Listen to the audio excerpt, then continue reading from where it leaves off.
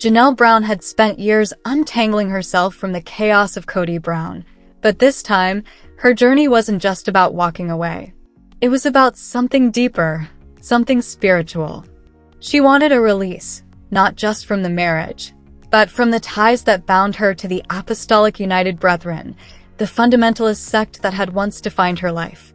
The decision carried weight. For Janelle, this wasn't just paperwork or a symbolic gesture. It was a mission to reclaim her freedom, to step into a new chapter without the shadow of polygamy hanging over her. And yet, the path she chose was filled with irony. To be released, she would have to go to the very leader of the Apostolic United Brethren. The man who held the authority to grant her freedom was himself locked in a bitter battle with his own ex-spiritual wife. She had been pleading for release for decades, accusing him of stealing property and refusing to let her go.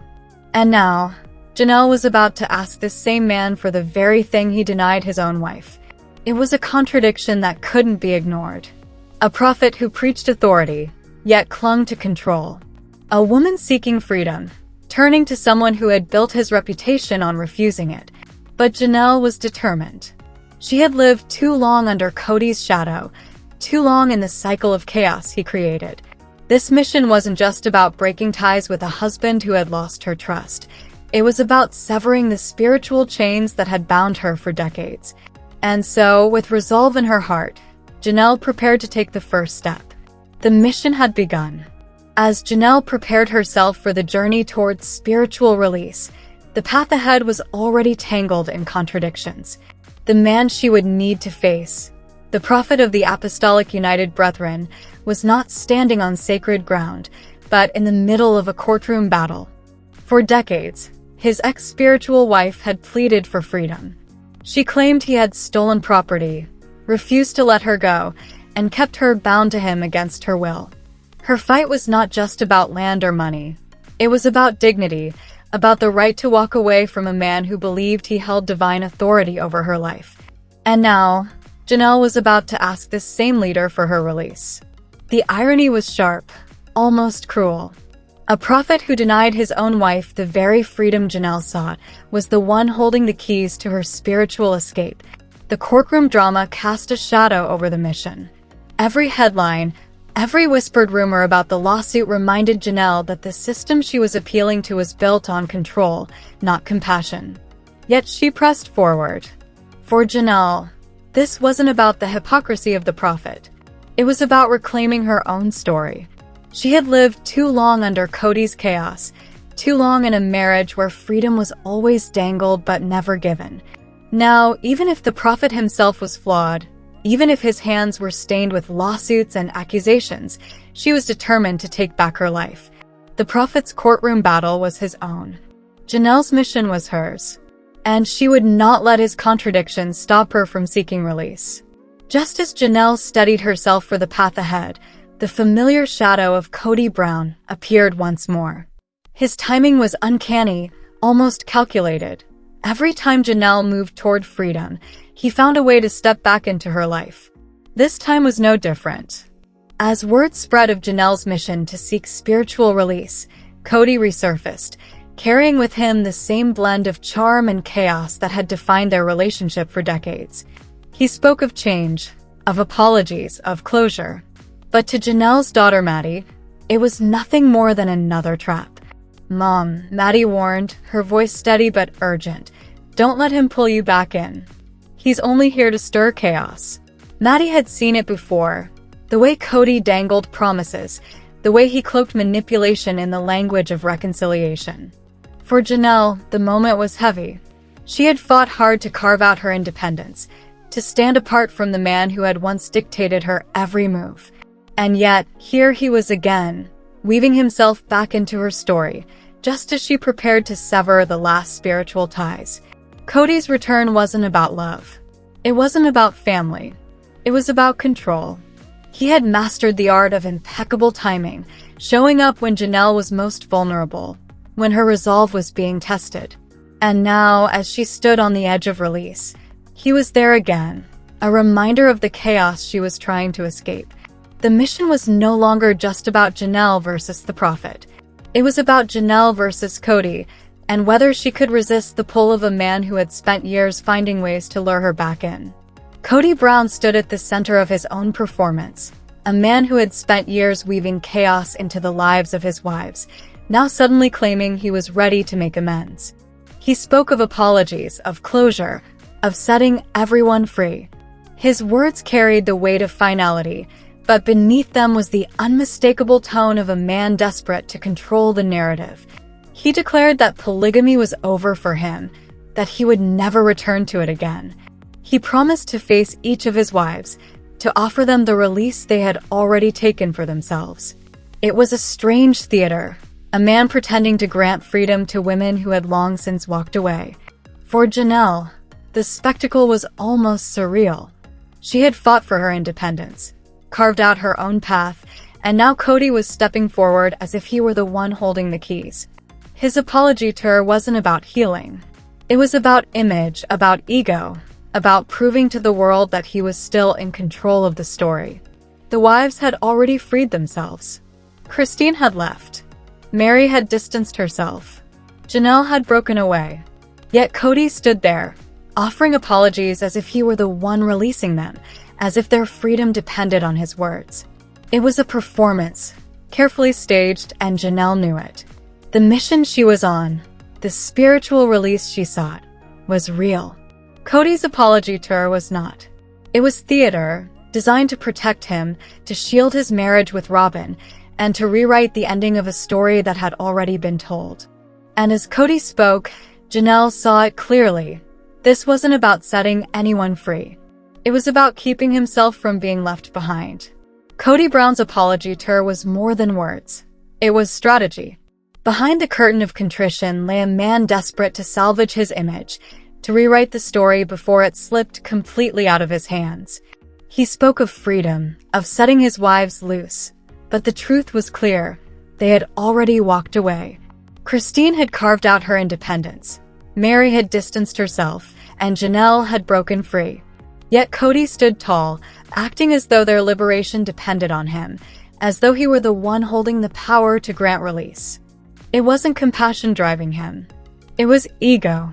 Years of control had unraveled, and now he was scrambling to stitch together a narrative that painted him as the magnanimous husband, the man who let go gracefully. But beneath the surface, it was damage control. He needed the world to see him as the one in charge, even in defeat. And then there was Robin, his last remaining wife, the one tethered to him still. Every word of his apology, every staged moment of humility, was aimed at protecting her, at shielding their marriage from the cracks that had already begun to show. If he could convince the world, and perhaps even himself, that he was the noble husband setting his wives free, then maybe Robin would believe it too.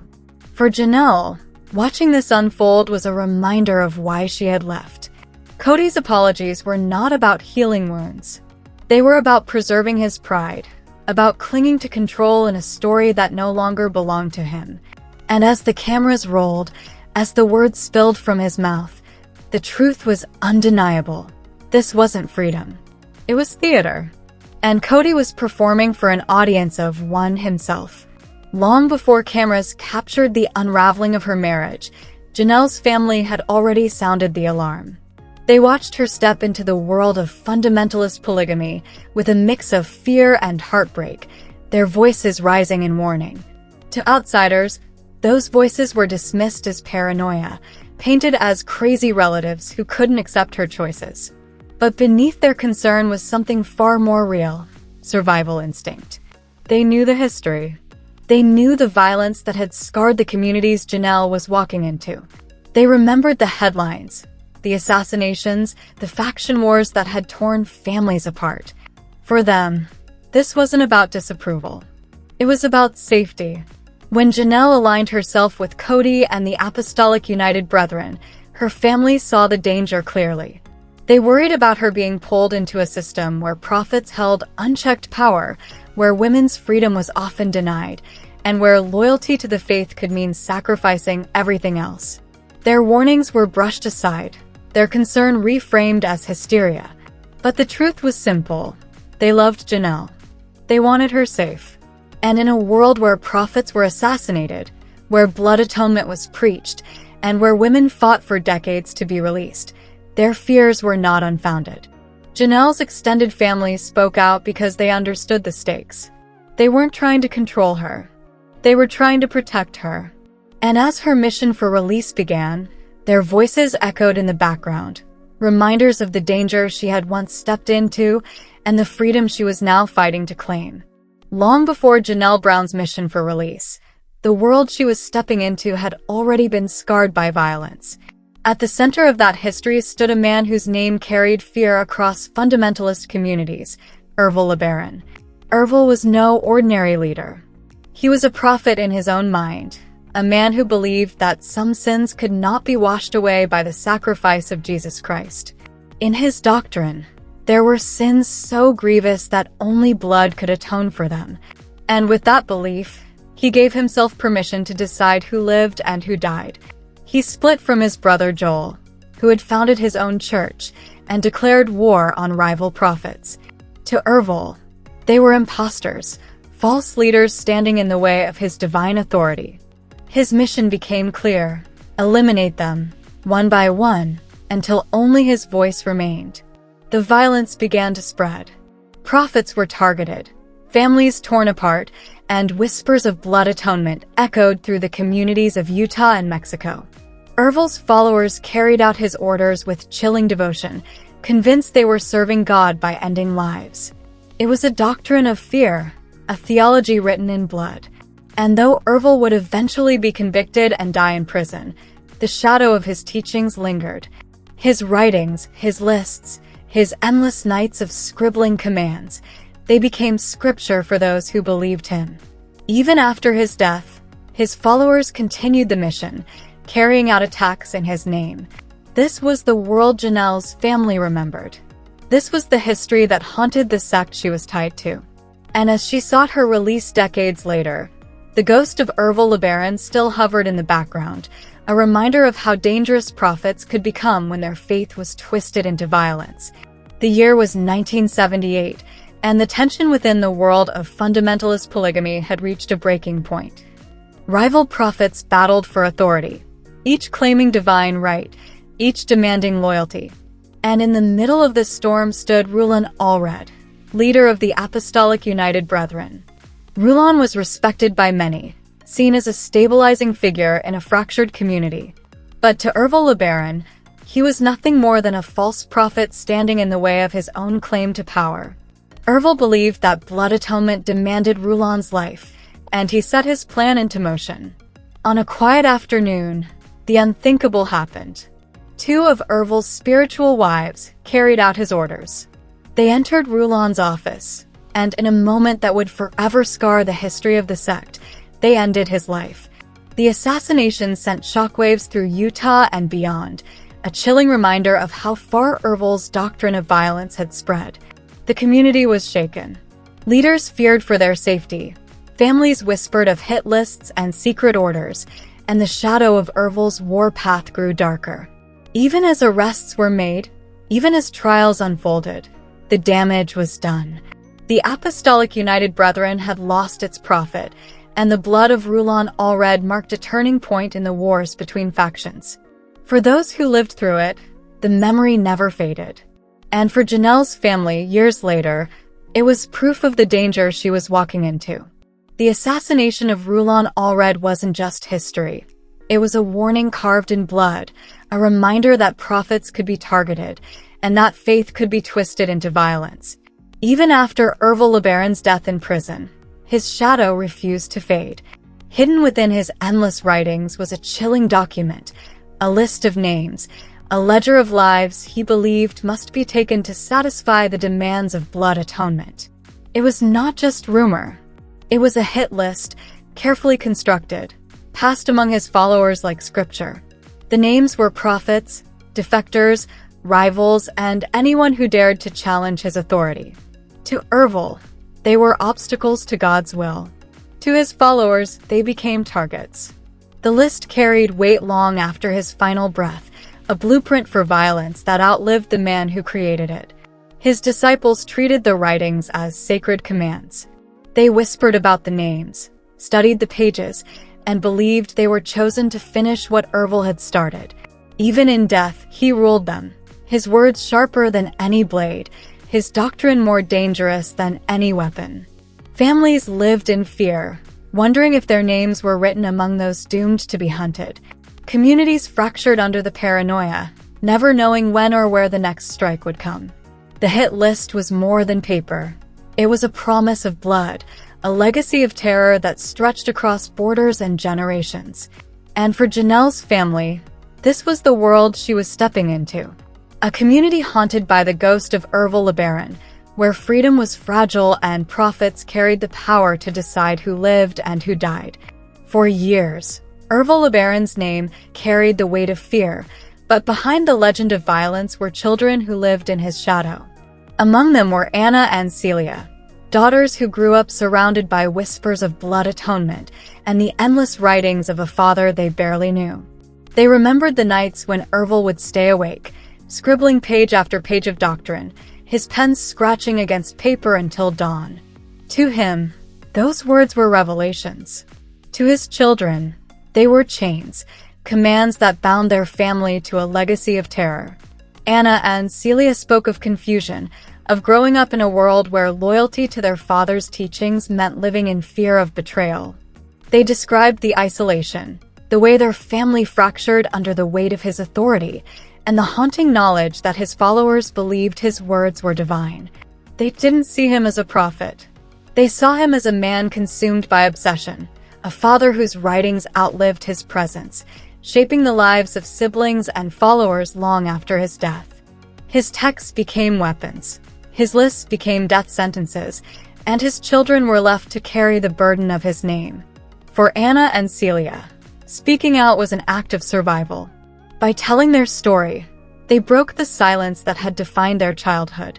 They revealed the human cost of Ervil's doctrine, the families torn apart, the innocence lost, the fear that lingered even decades later. Their voices were not just testimony. They were warnings. And for Janelle's family, their words echoed like a reminder. This was the world she had stepped into, a world where prophets could destroy lives, and where children bore the scars of their father's faith. The summer heat of June 1988 carried with it a storm of violence that had been brewing for years. Ervil LeBaron was gone, his body buried behind prison walls, but his words lived on. His followers clung to his writings, treating them as sacred commands, and within those pages lay a list, names of men and women marked for death. On a single afternoon, at precisely 4 o'clock, the plan unfolded. Across Texas, coordinated strikes erupted. Former members of Ervil's sect, defectors who had dared to walk away, were hunted down. To the followers, this was not murder. It was obedience. They believed they were finishing the work of their prophet, carrying out blood atonement in his name. The attacks were swift, calculated, and terrifying. Families who thought they had escaped Ervil's reach suddenly found themselves pulled back into his shadow. The doctrine of blood atonement had outlived the man who preached it, and now his disciples were determined to prove their loyalty by spilling blood. Communities recoiled in horror. The violence was not random. It was ritual, carried out with precision, a chilling reminder that Ervil's ghost still ruled from beyond the grave. His hit list had become a map of destruction, and his followers were determined to see it completed. For Janelle's family, watching from afar, the events of that summer were confirmation of everything they had feared. The sects were not safe. The prophets were not harmless. And the danger was not just history. It was alive, unfolding in real time. June 1988 was more than a massacre. It was proof that Ervil's war had never truly ended. His followers carried it forward, and the doctrine of blood atonement continued to stain the lives of those who had once believed. By 1988, the echoes of Ervil LeBaron's war still haunted the polygamist communities across the West. His followers had carried out coordinated strikes in Texas, proving that even death could not silence his doctrine. Fear lingered in every corner, and families lived with the knowledge that violence could erupt at any moment. It was in this atmosphere that Janelle Brown stepped into the world of fundamentalist polygamy. She was young, searching for belonging, and drawn into a community already scarred by faction wars. To outsiders, it may have seemed like faith or family, but to those who understood the history, it was a dangerous gamble. Her family watched with dread. They knew the stories: prophets assassinated, defectors hunted, blood spilled in the name of atonement. They had seen how Ervil's writings continued to inspire violence, how his followers treated his commands as divine law. And now Janelle was walking straight into that storm. For Janelle, the danger wasn't always visible.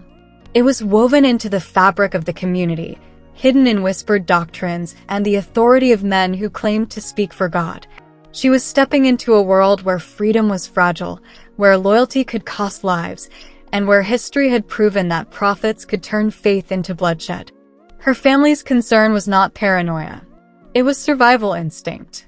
They feared that Janelle, in her search for spiritual connection, was placing herself in the crossfire of a battle that had already claimed too many lives.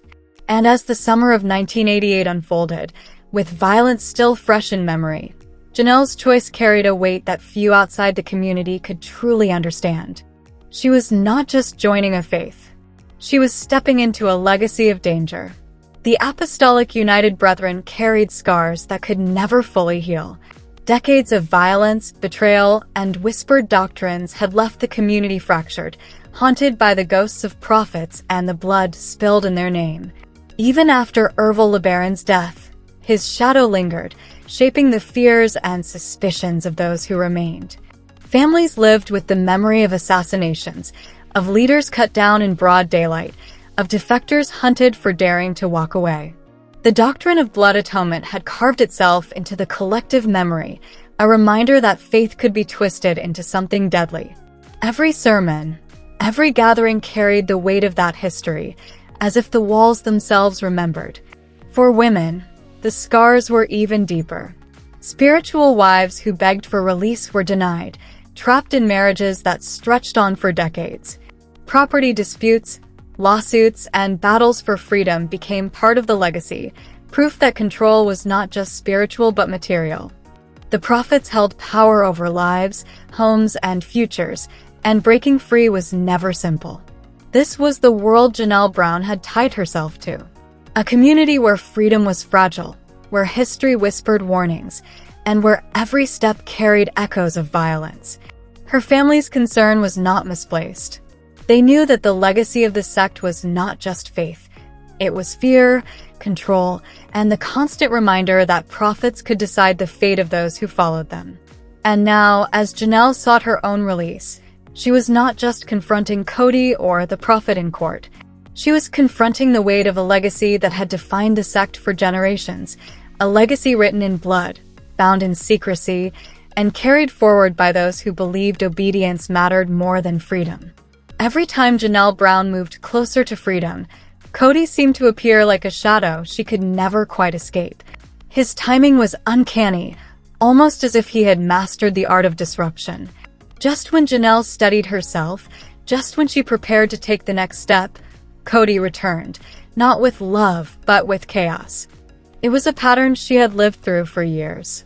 He would vanish when responsibility weighed heavy, only to reemerge when Janelle found her strength. He would speak of reconciliation, of apologies, of closure, but beneath the words was the same familiar pull, a lure designed to keep her tethered to him. Maddie saw it clearly. Her warning to her mother was sharp, born from years of watching Kody's cycle repeat. "He's only here to stir chaos," she reminded Janelle, her voice carrying the weight of truth. Maddie knew her father's rhythm, the way he thrived on disruption, the way he refused to let go even when the marriage had already unraveled. For Janelle, the struggle was internal. She wanted release, wanted peace, but Kody's presence always threatened to drag her back into the storm. His apologies were not healing, they were performances. His promises were not freedom, they were traps. And his timing, impeccable, relentless, was proof that he was not ready to let her go. The chaos was his weapon, and Janelle had seen it too many times before. Now, as she stood on the edge of spiritual release, she faced the question once more. Could she resist the pull of Kody's pattern, or would his chaos find a way to entangle her again? Janelle Brown stood at the edge of a choice that would define the rest of her life. The mission for spiritual release had carried her through contradictions, hypocrisy, and the heavy legacy of violence that haunted the sect. She had faced the irony of appealing to a prophet who refused to release his own wife, and she had endured the return of Kody, whose timing was as disruptive as ever. Now, the moment of truth was near. Would she finally be granted the release she sought, severing the last spiritual ties to Kody and the Apostolic United Brethren? Or would the prophet's contradictions, the courtroom battles, and Kody's relentless chaos find a way to pull her back into the storm? Her family's warnings echoed in her mind. Reminders of the danger she had once stepped into, of the bloodshed that had scarred the community, of the prophets who had turned faith into violence. Maddie's voice lingered too, sharp and protective. "Mom, don't let him drag you back." Janelle's heart carried both hope and fear. Hope for freedom, for peace, for a life beyond the shadow of polygamy. Fear that the cycle would repeat, that Kody's chaos would entangle her once more, that the prophet's hypocrisy would deny her the release she deserved. The path ahead was uncertain, but one truth was clear. Janelle was no longer the woman who had once stepped blindly into the sect. She was stronger now, wiser, and ready to fight for her own story. And as the doors to her future began to open, the question remained, would she walk through them into freedom, or would chaos find a way to follow her once again?